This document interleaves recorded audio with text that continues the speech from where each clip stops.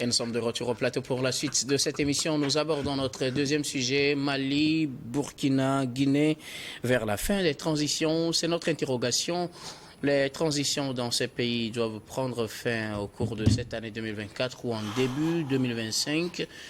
Normalement en février pour le Mali, juillet pour le Burkina Faso, fin décembre, début janvier 2025 pour la Guinée. Puis c'est pour la Guinée, d'abord il y a ce problème-là de la date exacte du démarrage, puisque le décompte n'a pas été lancé au même moment, mais on sait quand même qu'en janvier, normalement en janvier 2025, la transition devrait prendre fin en Guinée. Sommes-nous en train de vivre les derniers instants de ces transitions qui ont captivé l'attention des populations, que les gens ont loué, que les gens ont critiqué? Sommes-nous bizarrement en train de vivre leur fin ou devra-t-on vivre des prolongations? En tout cas, c'est l'interrogation que nous allons essayer tous ensemble d'aborder autour de ce plateau. Je voudrais bien commencer par vous, Robert Kosigan Akwete. Si nous prenons par exemple le cas du Mali, on sait que la transition doit finir en ce début d'année 2024. Ils ont déjà organisé un référendum, il reste à organiser les prochaines élections.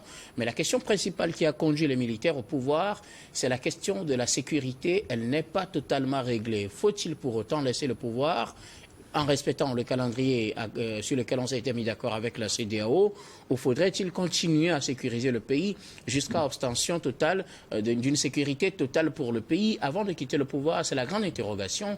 Même question pour le Burkina, même question pour la Guinée. Je commence par vous, quand on sait que la Guinée ne fait pas partie des pays qui ont eu pour argument la sécurité avant de venir au pouvoir, parlant de la transition.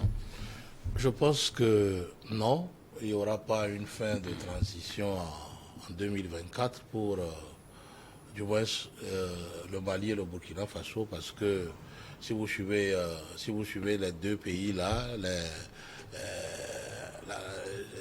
la projection que les dirigeants de ces deux pays ont faite montre à suffisance qu'ils sont plus préoccupés par la sécurisation et la reconquête de leur territoire que l'organisation des élections présidentielles, parce que pour eux, il ne peut pas avoir élection quand le pays est partitionné, quand voilà, les terroristes ont le droit de vivre sur leur sol et continuent par commettre les atrocités ici et là. Ils ne peuvent pas organiser les élections et laisser le pouvoir à des civils tant que voilà, le boulot militaire n'est pas fait. Et donc vous allez constater qu'ils joignent l'acte à la parole chaque fois.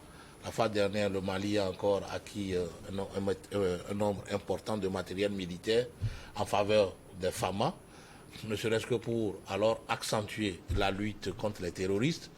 Et dans un autre volet, ils ont aussi lancé le dialogue pour acter la réconciliation de tous les Maliens, de toutes les régions, de tous les bords, de toutes les ethnies.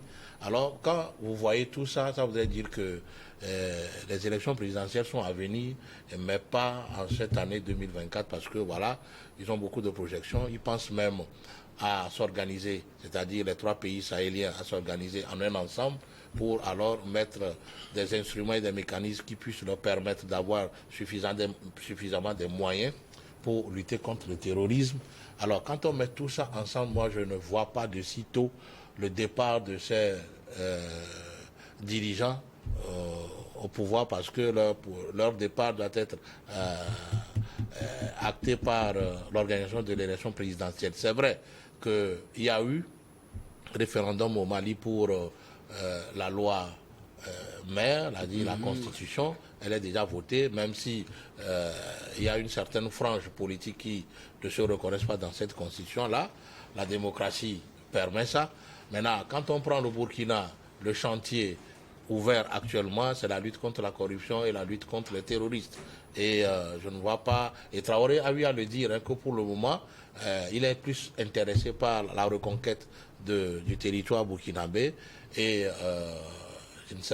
réduire en cendres les ennemis du Burkina Faso que sont ces terroristes-là. Alors, quand on prend tout ça, je ne vois pas pour le moment une fin de transition. Et puis ces pays ont vite mis en place une stratégie qui les permet aujourd'hui de s'extirper, de s'extirper des vétos, des menaces de la CEDEAO.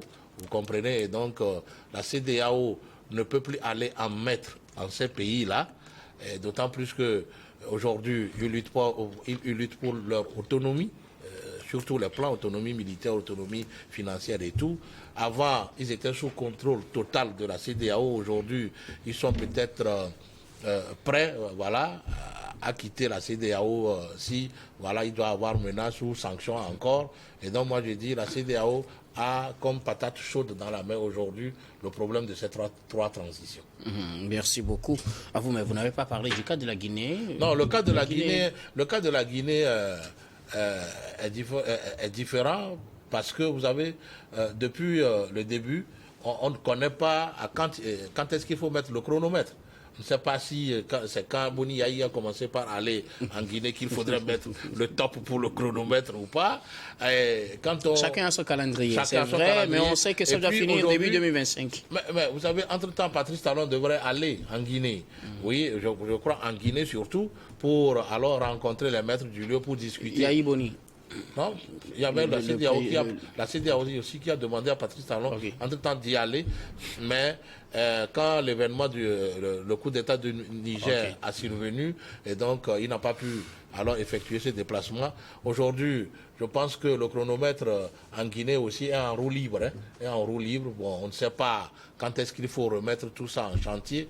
Et quand vous prenez un peu tout ce qui se passe aujourd'hui en Guinée, on croit qu'il y a un problème dans le déroulement du programme établi entre la CEDEAO et la Guinée parce que voilà, les maîtres du lieu ont réussi à étouffer les manifestations de rue, mais il n'y a aucun signe qui montre, puisque eux, jusqu'alors, ils ne sont pas encore passés au référendum pour...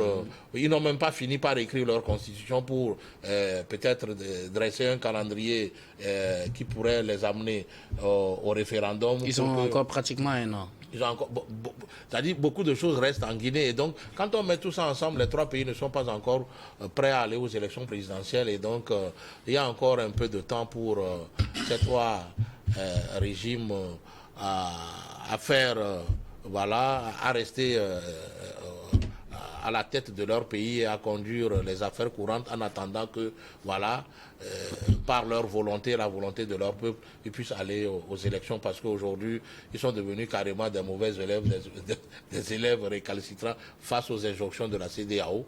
Et puis, tout est mélangé, on ne sait pas. Surtout en Guinée, la Guinée est un cas ailleurs, est un cas à part, parce que lui, la Guinée n'est pas embêtée par les terroristes, mais les deux autres luttent pour la sécurisation de leur pays. Et la Guinée, je crois que la transition tergiverse et il va falloir donner un nouveau élan à tout ce qui se fait. En tout cas, la Guinée qui a reçu la visite cette semaine de la secrétaire générale de la francophonie, Emmanuel Vivien, Tommy, est-on en train de se diriger lentement vers la fin de ces transitions qui ont suscité beaucoup de réactions, autant pour les féliciter, pour ceux qui ont fait posé certaines actions phares, et aussi pour les critiquer par moments pour certaines de leurs actions? Est-on en train de se diriger vers la fin de ces transitions ou doit-on encore espérer des prolongations vu que pour le moment, sur le terrain, il n'y a pas vraiment de signes qui montrent qu'il y aura des élections de fin de transition, surtout pour le Burkina et le Mali pour le moment, parce que la Guinée a encore pratiquement un an. Vous savez, dans la tête des chefs des régimes qui sont en place dans ces pays, le départ, ce n'est pas pour demain. La fin de la transition, ce n'est pas pour demain. Tout simplement parce que ces régimes considèrent que leur mission n'est pas encore achevée. Et le président Nelson Mandela disait, tout le monde pensait que, après avoir passé ce long temps en prison, et une fois arrivé au pouvoir, j'allais m'éterniser. Mais il faut quitter les choses avant que les choses ne vous quittent. Vous pouvez être un ange, vous pouvez être même le fils de Dieu direct. Mais si vous dites, comme Robert Guéhi de la Côte d'Ivoire, je suis venu pour balayer la maison, et vous avez fini de balayer la maison, ou bien vous êtes en train de balayer la maison, vous ne voulez pas partir vite, c'est les choses qui vont vous quitter. C'est vrai aussi qu'il y a la règle, et puis il y a l'exception, mais justement, quand on parle de ces pays-là, aujourd'hui, on peut dire qu'il faut qu'il y ait un effort un sursaut d'orgueil, la manifestation d'une bonne volonté pour que au moins les citoyens et l'opinion soient fixés sur la fin de la transition dans chacun de ces pays. L'ancien président, le général Robert Guéhi, aurait pu rester en vie si, justement, il avait respecté sa parole. Malheureusement, il a été assassiné parce que d'aucuns pensent qu'il est venu pour s'éterniser finalement au pouvoir. Et rien ne m'étonne, comme on le dit, comme le disait un chanteur. Mais attention, vous êtes populaire aujourd'hui, vous êtes applaudi aujourd'hui, le peuple vous remercie, le peuple est content. Mais si vous durez trop au pouvoir, vous devenez impopulaire et le peuple va commencer par se poser des questions. Et on ne peut pas dire qu'on a fait un coup d'État et fait durer une transition qui dépasse 3 ans. Ils n'ont pas dit qu'ils vont faire plus de 3 ans. J'en viens. Quand la transition dépasse déjà 2 ans, on peut se poser des questions.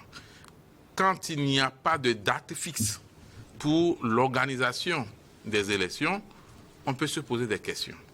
Parce que vous êtes venu dans un contexte donné, la sécurisation du pays, la lutte sans relâche contre les terroristes, le peuple vous a applaudi, toute l'Afrique, en grande partie, vous a applaudi, mais si vous ne savez pas vite rendre le pouvoir aux civils, il y a un problème. Parce qu'en réalité, il n'est pas interdit aux militaires de diriger un pays, sauf que vous devez démissionner et passer par les urnes.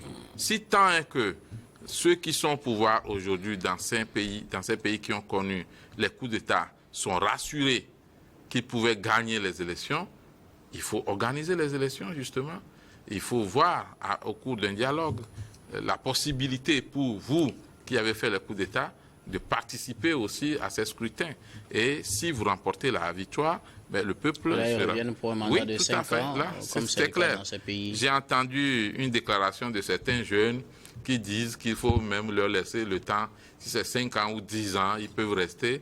Je dis ça, ce n'est pas du tout patriotique. C'est vraiment dangereux. Un coup d'État, c'est pour arranger quelque chose, selon ce qu'on nous a dit.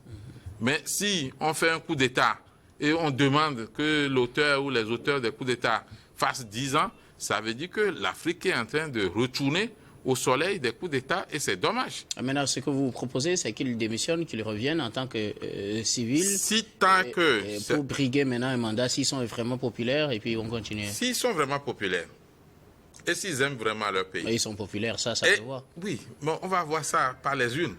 Parce que les coups d'État, il n'y a pas de baromètre pour savoir si tout le peuple est d'accord. Mais au moins par les unes, on sait que la majorité du peuple est d'accord que vous soyez à la tête ou dans le fauteuil présidentiel.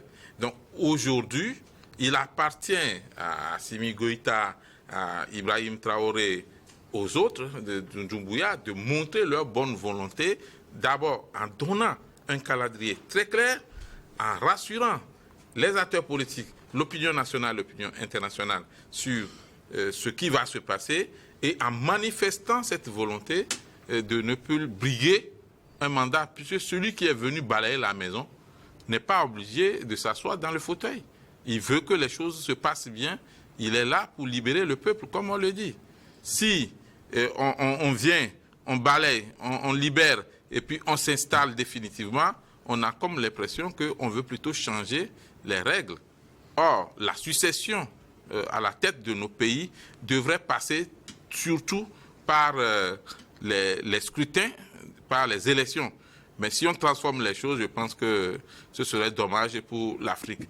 Nous avons eu en 1963 un coup d'État au Togo, l'un des tout premiers en Afrique. Et puis, depuis, on s'est dit presque 61 ans après, on ne peut plus être sous le régime des coups d'État.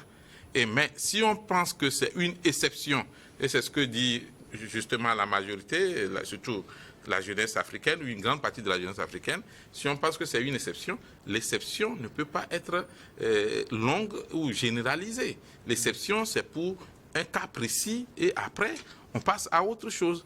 Ce que les régimes qui sont à la tête de ces pays donnent des calendriers très clairs, avec un programme précis.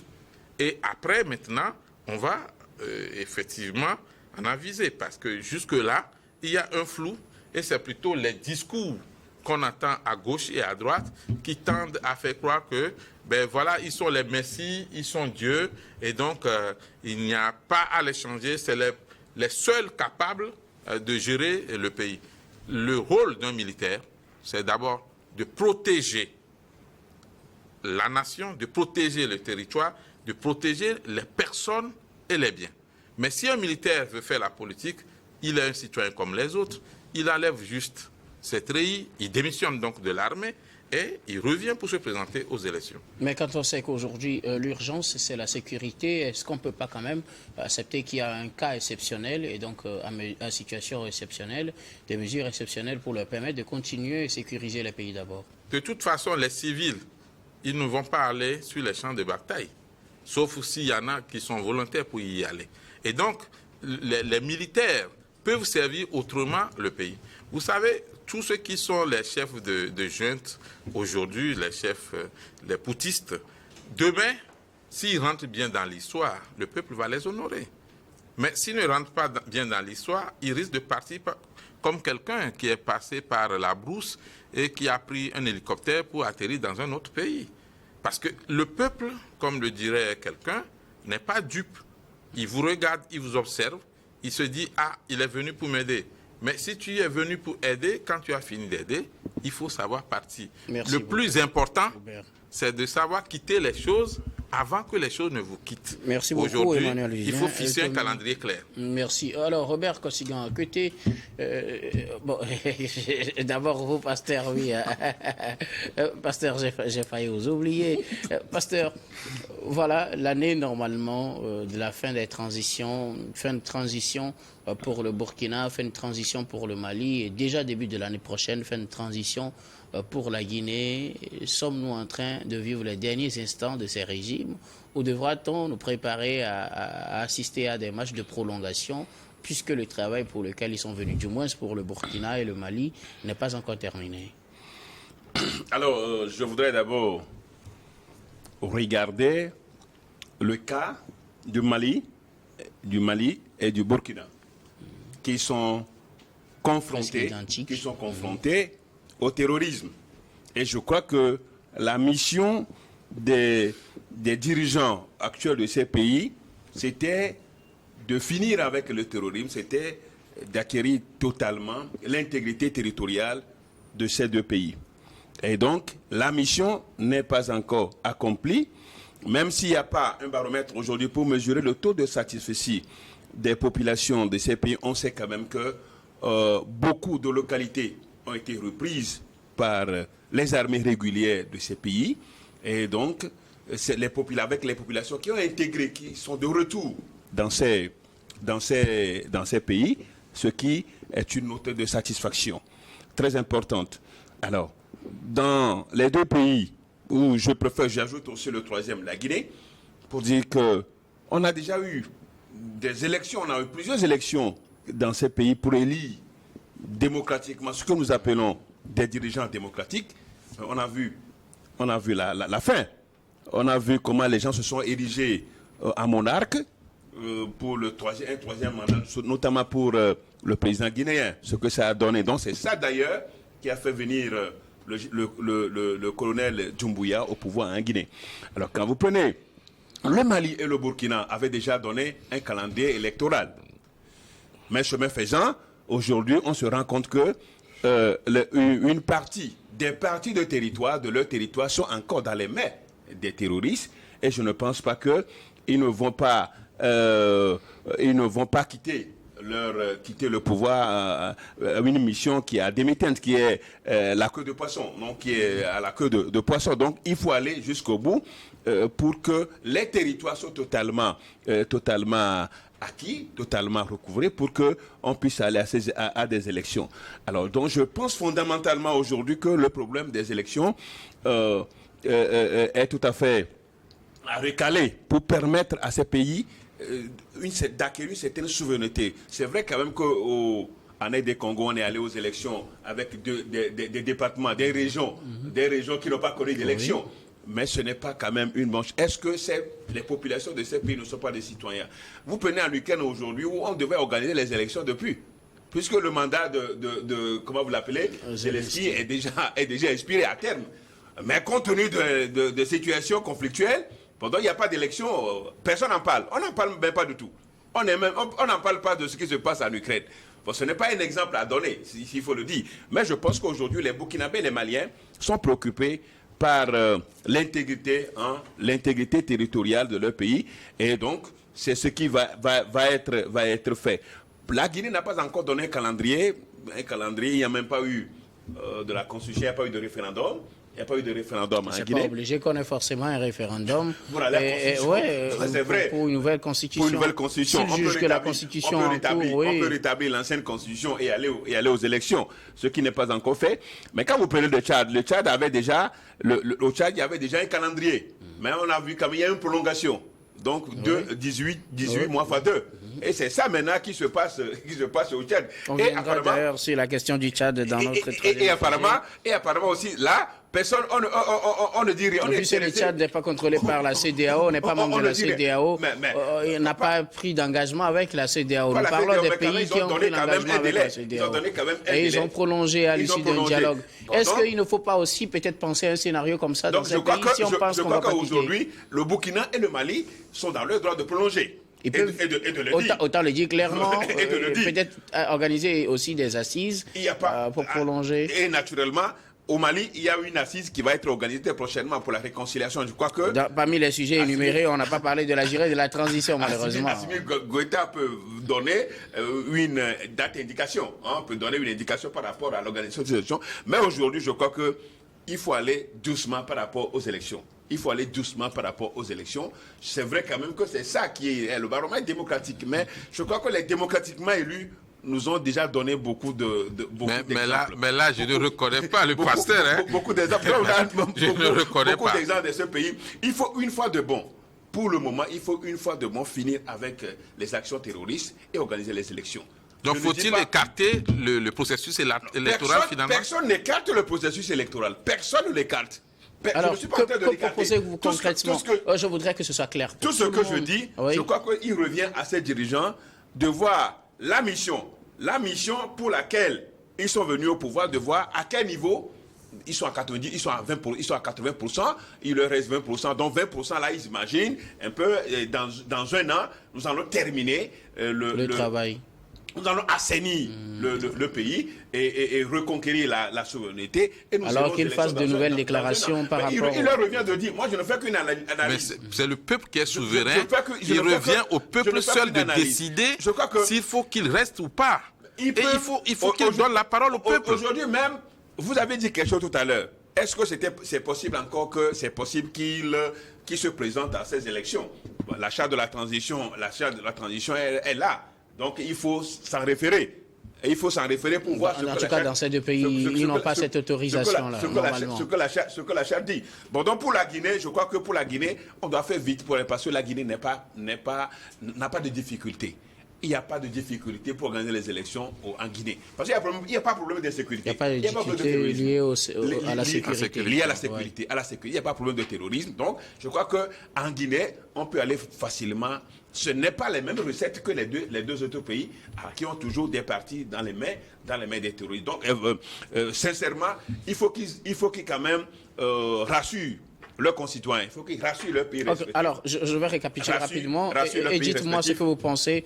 Pour Robert Kossigand, il ne faut pas s'attendre même à la fin de cette transition parce que c'est pourquoi ils sont venus, ils n'ont pas encore fait. Oui, pas à la fin de cette transition cette année. Donc, ce n'est pas la peine de rêver de cela.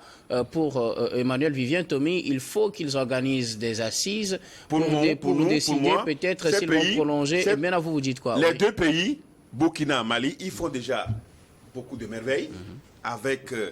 des victoires sur les terroristes sur le terrain, acquisition des équipements vraiment qui font d'ailleurs du Mali. Le Mali qui a détrôné la Côte d'Ivoire en matière d'équipement dans l'espace l'UEMOA. Vous voyez déjà, donc c'est dire qu'ils ont de très belles ambitions pour sécuriser totalement le pays. Alors que pensez-vous que doivent-ils faire? Ce qu'ils doivent faire, pour le moment, il faut continuer la sécurisation du pays. Et ne pas évoquer la question électorale. Non, je ne dis pas qu'il ne faut pas l'évoquer. Il faut aller, il faut aller en avant, il faut aller en annonçant, en annonçant On n'a rien senti je dis, il faut aller, dans les vœux.